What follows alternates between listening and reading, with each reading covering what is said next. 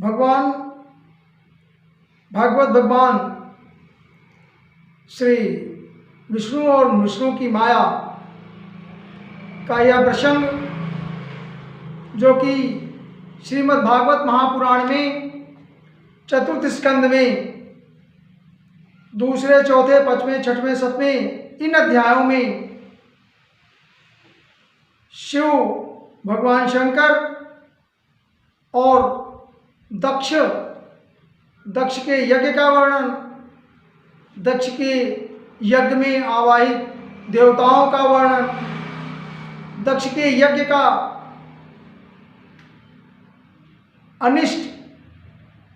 माता सती का अग्नि में प्रवेश करना तथा उसके पश्चात भगवान शंकर का कोप वीरभद्र द्वारा यज्ञ का विध्वंस किया जाना, तरह तरह के आवाहित देवता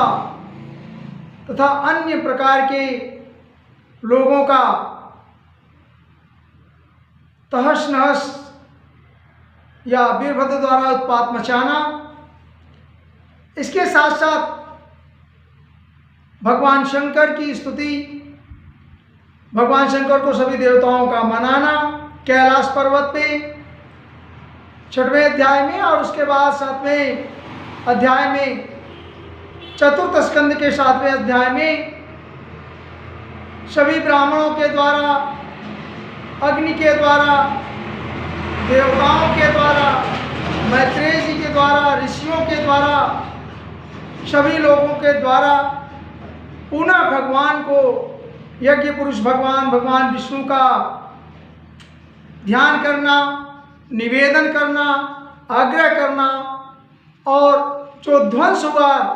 आपने देखा सती जी के अग्नि में प्रवेश करने के कारण जो दक्ष का यज्ञ ध्वंस हुआ,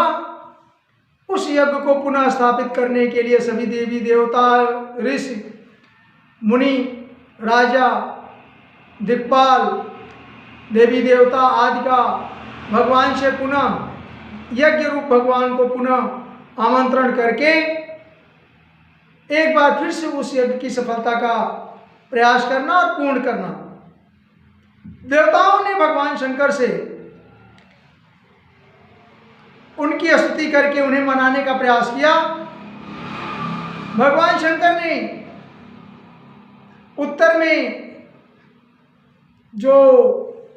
यज्ञ ध्वंस हुआ है उसके उत्तर में उन्होंने कहा कि ये भगवान की माया के कारण सब रचित है, इसमें मेरा या दक्ष का या सती का कोई योगदान नहीं है। इसमें भगवान की इच्छा से सारा कार्य हो रहा है। उसमें उन्होंने कहा, जब सती जी ने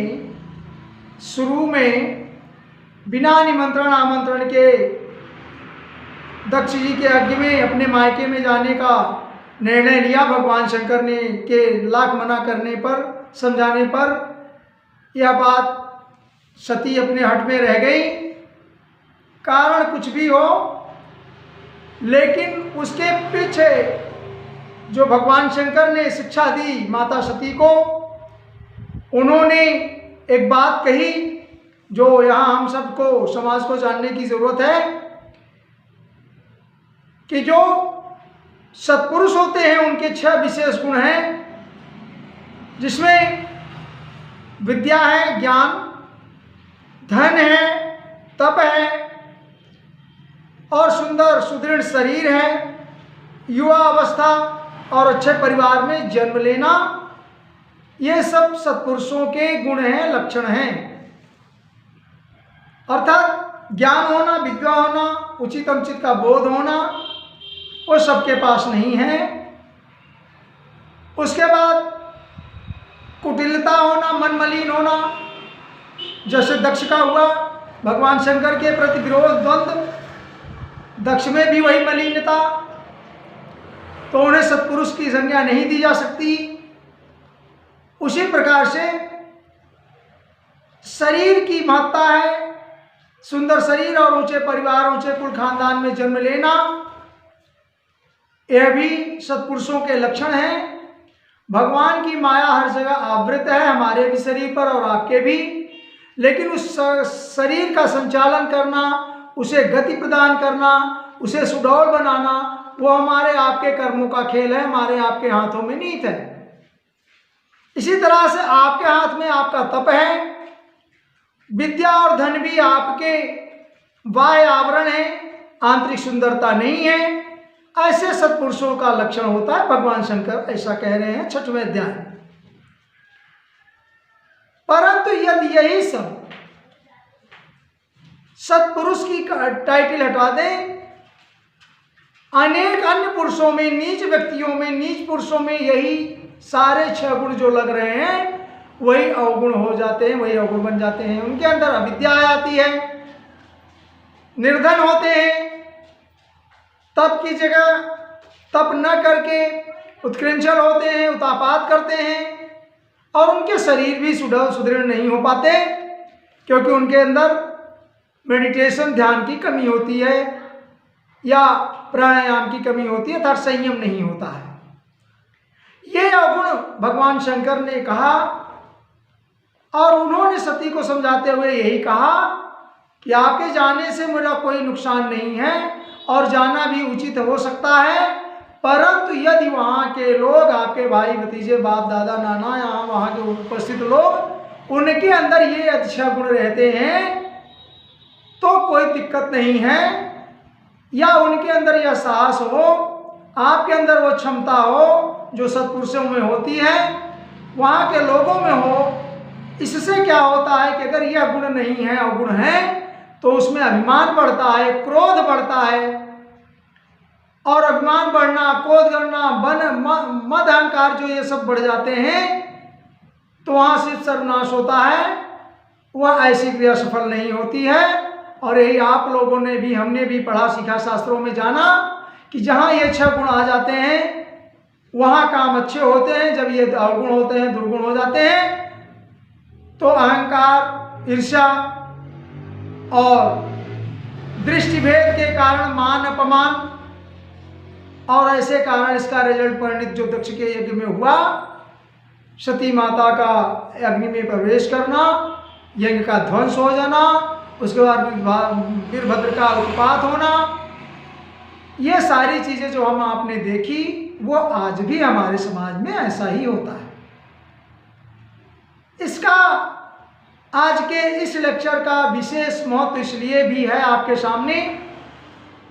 कि वह जब यज्ञ पुनः से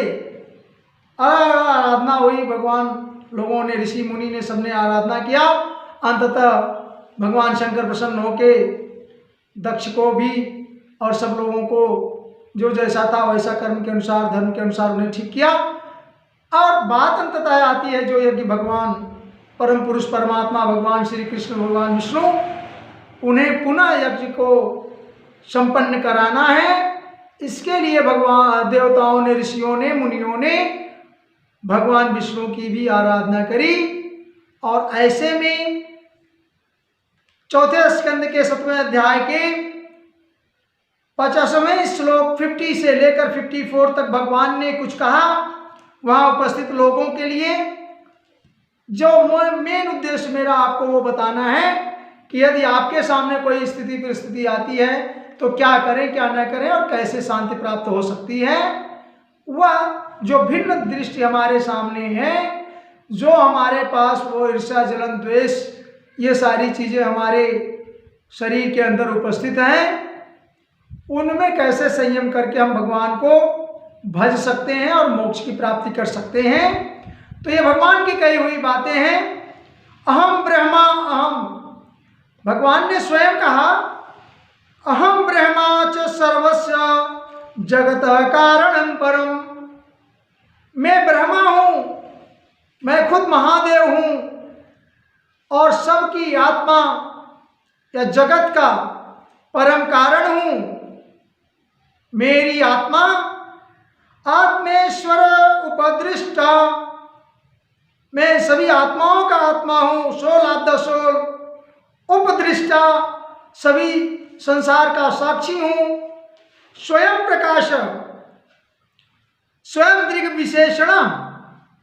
मैं स्वयं प्रकाश हूँ, इल्यूमिनेटेड हूँ,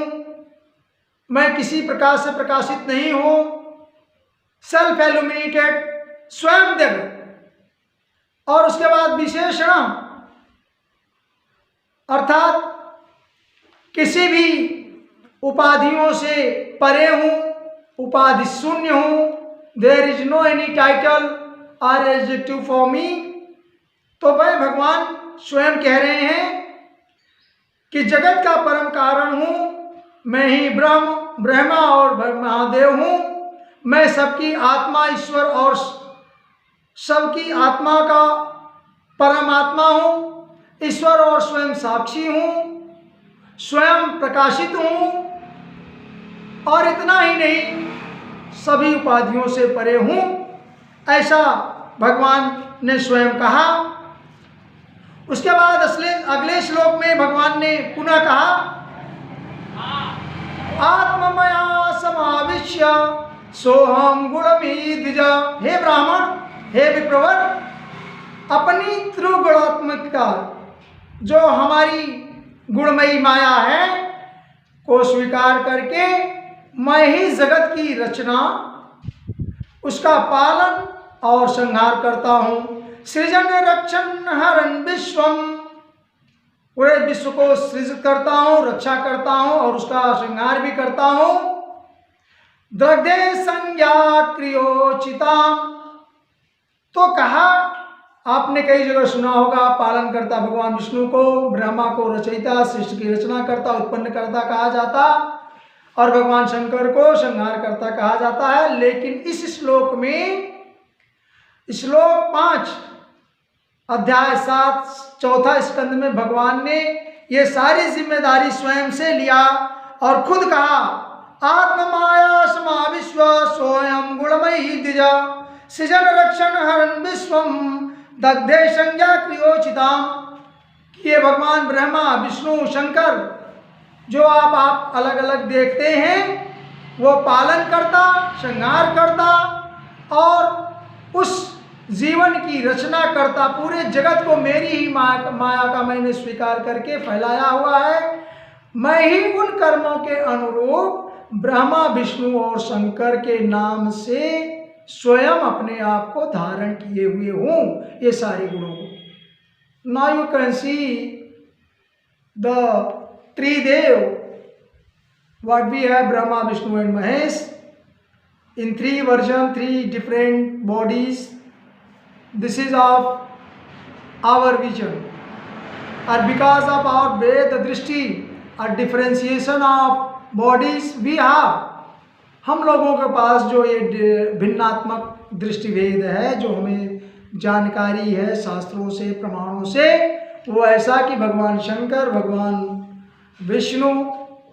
और भगवान के साथ जो सृष्टिकर्ता परब्रह्म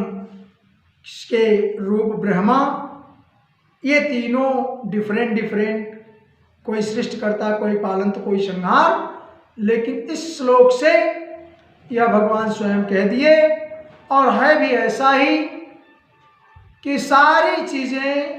भगवान विष्णु से ही व्याप्त हुई हैं संसार में, और परब्रह्म परमात्मा का ही सारा डिफरेंशिएशन है, उसकी माया है, और इसे भिन्न नहीं देखना ही उसकी सेवा और पूजा है। अगले श्लोक में 6वें 50 में 50 में 51 में दूसरा और 52 तस्मिन् ब्रह्मण द्वितीयो केवले परमागतनि, ऐसा भगवान ने कहा कि ऐसा जो भेद रहित विशुद्ध परब्रह्म में हूँ, उसी में अज्ञानी पुरुष ब्रह्मरुद्रौ च भूतानि भेदे नाज्ञो न पुष्यति, जिनको अज्ञानी पुरुष भगवान ने कहा अज्ञानी का मतलब knowledge is there with you, उसका एक्सप्लोरेशन नहीं हुआ, इसलिए अविद्या और अज्ञान है। अगर ज्ञान वो विद्या आपके अंदर है, हम आपको बता दें, आप हमको बता दें, हम शास्त्रों से जान लें तो ज्ञान आ जाता है। यही विद्याधन सत्पुरुषों का लक्षण है। तो भगवान ने कहा ऐसे भेद रहित विशुद्ध परब्रह्म में हूँ, उसी में अज्ञानी पुरुष ब्रह्मा रुद्र और अन्य समस्त जीवों को भिन्न भिन्न रूपों में देखता है। ऐसा जिस प्रकार यथा पुनः भगवान ने कहा स्वांगेषु शिरा आद्यादिषु क्वचित, जैसा एक शरीर से हाथ पैर अंगुलियां दांत कान नाक मुंह सब अलग अलग कार्य करने वाले अंग बने हुए हैं आपकी शरीर में, सबसे अलग अलग कर्म होते हैं। कान सुनता है तो मुंह बोलता है, तो नाक गंध करती है, जीभ रसना लेती है, पैर चलने का काम करता है, हाथ से काम करा जाता है, अगर स्टमच या पेट का काम देखे रोल देखे डाइजेशन है। इस तरह से शरीर में जैसे भिन्न भिन्न अंगों के अलग अलग काम हैं, उसी प्रकार से हमारी जो ये सृष्टि रची हुई माया है जिसकी मैंने इच्छा करी है वह मैंने स्वयं रचता, उसका पूर्ण स्वरूप और पूरा शरीर मैं ही स्वयं हूँ। तो जिस तरह से आपका शरीर एक है बिना जबकि अंग भिन्न भिन्न है, वैसे ही मेरे ये सारी सृजित शरीर रचना वाली जो पूरी संसार को यदि हम अपना शरीर मान लें तो ये भिन्न दृष्टि से हमारे अंग उपांग हैं, ऐसा भगवान ने कहा। अगले 54वें श्लोक में भगवान ने पुनः इसकी सारी बात कि इतना ज्ञान अगर हो जाए और ये भेद दृष्टि खत्म हो जाए तो वह भक्त सुख और संपत्ति प्राप्त कर सकता है और अंततः मुझे प्राप्त हो जाता है। त्रयाणामेक भवानाम यो न पश्यति वै विदाम, अर्थात ये ब्रह्मा विष्णु महेश जो तीनों रूप स्वरूपता मैं ही हूँ, एक ही हूँ, और हम ही संपूर्ण जीव रूप में उपस्थित हैं। त्रयाणामेक भावनाम यो न पश्यति वै विदाम सर्वस्तभूतत्मनां ब्रह्म स शांतिम गच्छति स शांतिम धिगच्छति, जो ये भिन्न भिन्न चीजों को सभी जीवों को यहाँ तक कि कह दिया समस्त जीवों को भी एक दृष्टि से देखता है, बिना भेद किए हुए जीवों को भी मेरे साथ मेरे जैसा देखता है, वही भक्त परम शांति प्राप्त करता है और उसे ही मैं प्राप्त होता हूँ। गीता में भी भगवान ने कृष्ण से कहा था ईश्वर सर्वभूतानां हृदय देशो तिष्ठति अर्जुना, और मुंडकोपनिषद में आपका पहला ईश्वर परमा कृष्ण सर्व कारण कारण अनार्दिनार्दि गोविंद। आपने ये बात जानी है कि भगवान गोविंद विष्णु ही पूरे जगत के परम पुरुष परमात्मा, उनकी इच्छा से यह विश्व सृजित हुआ और सारी डिफरेंशिएशन संसार में आई। तो बस इतनी सी बात है, जैसा कई बार कई जगह श्लोक में आया है समता सर्वभूतेषु एतन्न मुक्तस्य लक्षणम। भगवान ने गीता में अर्जुन से कहा कि समता सर्वभूतेषु, वहाँ पर भी कि सभी जीवों में एक समानता आप देखें, ऊंच नीच छोटा बड़ा दुष्ट पापी पुण्यात्मा ये सब दृष्टि भेद अगर खत्म कर दें और सब जगह संभाव रखें तो यही एतन्न मुक्तस्य लक्षणम, यही मुक्त होने का लक्षण है, यही शांति दे सकता है। हम भी आप भी अपनी व्यक्तिगत और व्यवहारिक बातें अगर 2 मिनट के लिए कर लें तो हमारे आपके भी घर में अनेक देवी देवताओं की फोटो तस्वीर मूर्ति या मदर फादर काका काकी चाचा चाची नाना नानी दादा भैया भाभी कुछ भी जो बच्चे, अगर सब हम ये समझें कि सब के अंदर एक ही ईश्वर की परमात्मा है, उनके जो सत्पुरुषों के 6 गुण हमने बताए, जो भगवान शंकर ने कहे हैं, विद्या, तप और सुंदर शरीर, अच्छे कुलों में जन्म लेना और धन, ये सारी चीज़ें, सुहृदय, अगर ये सारी चीज़ें सब जगह उपस्थित होती तो वह सत्पुरुष हमारे पूजा के योग्य है, और वह अगर दृष्टि भेद नहीं रखता तो उसे परम शांति मिलती, ऐसा भगवान ने कहा। आज के संसार में अगर कोई मुश्किल हमारे पास है तो दृष्टि भेद है। हमारे ही आपके घर में अलग अलग बच्चे हैं, परिवार वाले हैं, उनमें कुछ न कुछ उल्टा सीधा, अच्छा खराब होता रहता है, और इसके लिए आप उनके ऊपर क्रोध करते हैं, हम उनके ऊपर क्रोध करते हैं, कभी किसी से प्यार करते हैं, किसी के साथ रोते हैं, किसी से रिश्ते बिगड़ते हैं, किसी से बनते हैं। यह देह अभिवृत्ति अगर खत्म होती तो आपको शांति मिलती, और बहुत जगह, हजार जगह मूर्तियों, मस्जिदों, मंदिरों में जाने की जरूरत नहीं। जैसा भगवान कृष्ण ने कहा कि सब जगह तो सभी मैं ही हूँ। तो अगर आप इन शास्त्रों पर विश्वास करते हैं, अपने पर भरोसा करते हैं, तो भी आपको कम से कम इतनी शांति बना के रखनी चाहिए कि अगर अज्ञानवश माया के ऊपर मन का अगर दबाव आता है तो मन से श्रित हुई ये दंभ, अहंकार, तृष्णा, क्रोध, लोभ, मोह, जो अवगुण बताया भगवान शंकर ने, इसी से नीच व्यक्ति कहा गया, अधम व्यक्ति कहा गया। व्यक्ति वही है ये गुणों के संयम और गुणों का प्रादुर्भाव जो है उसका ठीक ठीक संचालन हो तो वो सत्पुरुष, और अगर उसका डिसबैलेंस बनता रहे तो नीच पुरुष या अधो पुरुष कहा जाता है। उत्तम मध्यम पुरुष की भी इसी तरह से पहचान होती है। अर्थात कहने का मतलब सिर्फ यह है कि आप भेद दृष्टि को कम करें। अभी तुरंत पीछे देखेंगे आदिशक्ति माँ जगत जननी, जो माता महिषासुरमर्दिनी, शुंभ निशुंभमर्दिनी, आप ये कह लें जो आदिशक्ति जगत जननी माता महालक्ष्मी, महासरस्वती, महाकाली, चंडिका, महागौरी, और जिस तरह से आपने 9 दुर्गा देवी का भिन्न भिन्न रूप अलग दृष्टि से देखा, तो वहाँ भी यही बात थी कि आप उन्हें उनके कर्म के आधार पर, महाकाली पूरे संसार के काल चक्र के समय महाकाल के गाल में समाप्त करके सृष्टि का लय करने के लिए उत्पन्न होती हैं। ऐसी महाकाली सृष्टि को सृजित करने के ब्रह्मचारिणी, सृष्टि को चलाने के लिए अन्नपूर्णा, इस तरह से अलग अलग देवी देवताओं के लिए भी आपने नवरात्रों में पूजा करी। तो वैसा ही तो भगवान भी कह रहे हैं कि हम ब्रह्मा विष्णु महेश सब तीनों एक हैं,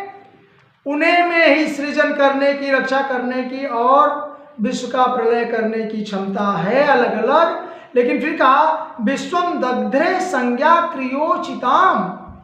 जो जैसा कार्य करता है वैसी उसको संज्ञा दे दी जा रही है। वैसे ही आदि शक्ति की जब हम